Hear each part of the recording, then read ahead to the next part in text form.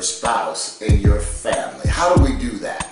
Honoring your spouse, or honoring my wife and our family. My people shall be your people.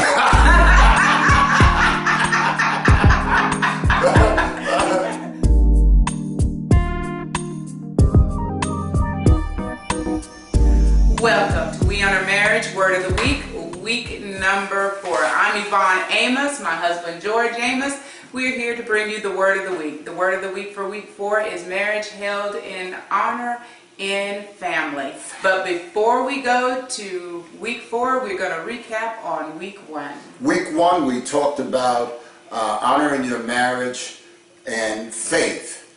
I believe in your marital relationship, a husband and wife. If you honor God, I believe that you will honor your spouse in your marital relationship. Week 2, we talked about finances. In your finances, I believe there must be unity. And as you function and operate in your marital relationship when it comes to finances, I believe you've got to be in unity, in one mind and one accord as you deal with finances. You all know that finances is the #1 killer of marital relationships. So honor your spouse and each other when it comes to finances. Week number 3, we talked about fitness. Honoring God with your health. I believe you've got to exercise properly, you've got to eat properly, and you've got to exhale. Exhale. Eat properly and exercise. Which brings us to week number 4. Family. Honoring your spouse in your family. How do we do that? Honoring your spouse, or honoring my wife and our family. My people shall be your people.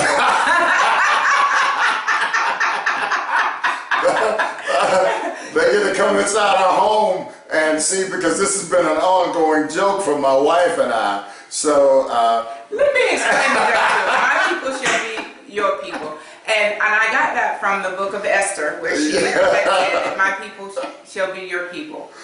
And I believe that's from the book of Esther. Okay, so when I say that in reality and naturally, that if I think about George's parents as my parent, his sisters and brothers as my sisters and brothers, then when we're making decisions about when they need assistance, care, or attention, then I won't be so selfish in my way if I thought about his people being my people. And so when we make comments about their faults or their thoughts or the way they do things, we always say, well, your people shall be my people, which brings us into one mind and one accord when we're making decisions. And so we're saying to you today, marriage and honor is, if you could think about your spouses, your husband, your wife's people as being your people, then when you make decisions, you have sensitivity in your decisions. Yeah, and you know, your spouse wants to know that you care about her family or their family just like you care about yours. So when you receive a phone call from Quita talking about, hey, I need some money to help pay my rent, I'm about to get kicked out, or you got Pookie calling from jail talking about, hey, can you put some money on my books? You know, and you're going to send that, and you're going to take care of your family.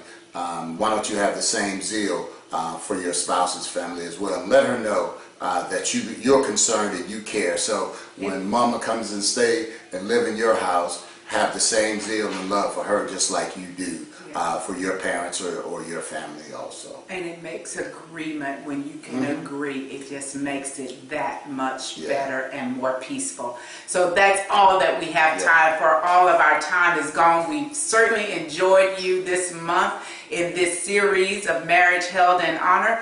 And so before we go, we can't go without a tip for the week. And it is... Tip for the week is this. I think it's so appropriate for this week. Yes. And the tip for this week is, a trouble shared is a trouble halved.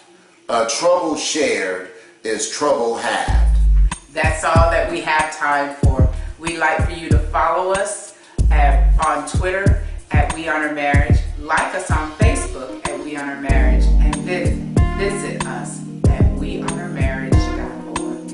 And remember, if you're going to be married for the rest of your life, you might as well enjoy it.